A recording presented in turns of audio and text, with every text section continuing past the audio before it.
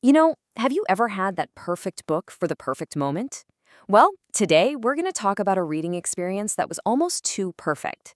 Diving into a Stephen King novel while a monster winter storm was literally shutting down a huge part of the country. So, yeah, get cozy and let's get into it. So, it all started with this feeling. A massive winter storm was bearing down, and it promised days, maybe more, of being completely stuck inside. And look, when you're facing what feels like a potential apocalypse, what do you do? Well, for one reader, the answer was obvious. You turn to the master of suspense himself. So, the choice was put to the internet. An online community poll went up with 4 Stephen King options on the table, but honestly, it wasn't even a contest. The decision was an absolute landslide. With a whopping 67% of the vote, the book for the storm was officially picked, 1979's The Dead Zone. All right, so section 1, a storm and a book.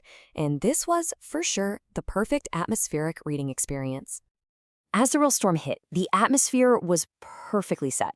Temperatures were plummeting, the wind was howling. It was the ideal kind of eerie soundtrack for getting lost in a Stephen King story. And this is where it gets crazy, because the choice of book turned out to be uncannily perfect. The very first sentence of The Dead Zone is about a bad fall on the ice in January. I mean, come on. It's that classic King magic, right? Pulling you right in by basically describing the world just outside your window.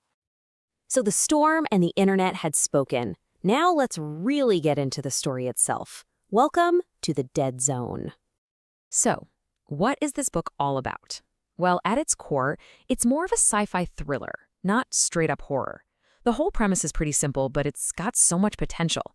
A guy named Johnny Smith gets into a bad car accident, slips into a coma for almost 5 years, and when he wakes up, he's got this incredible but also terrifying new psychic power.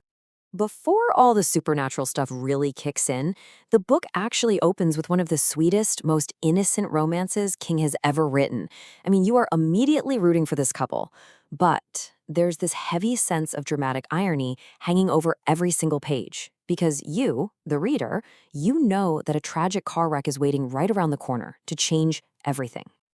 And after that crash, the story takes another really unexpected turn. For a huge chunk of the book, we're talking almost 200 pages, it's not really a thriller at all.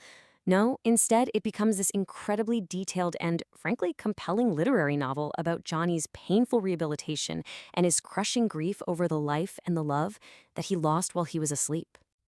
But here's the thing about reading The Dead Zone. It's not just about this one story. It's really a gateway into something so much bigger, the massive, interconnected literary multiverse that Stephen King has been building for decades. And to really understand that universe, you have to start with a place, a name that, for King fans, is absolutely legendary. What is Castle Rock?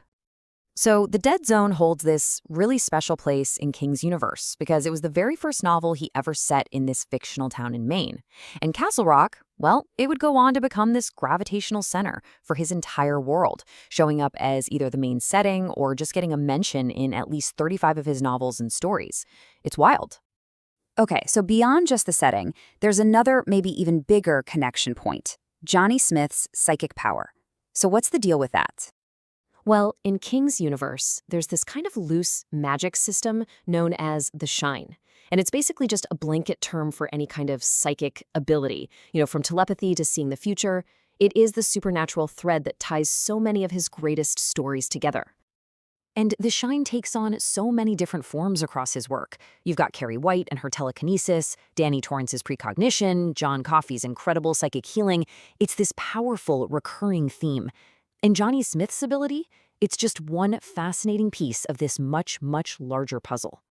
But here's the crucial link, the one thing that connects all of these incredible powers: their origin. In almost every single case, the ability only shows up after an extremely traumatic event. For Johnny, it was that car wreck and the coma. You see, trauma is the catalyst, and more often than not, it's the real engine driving the story.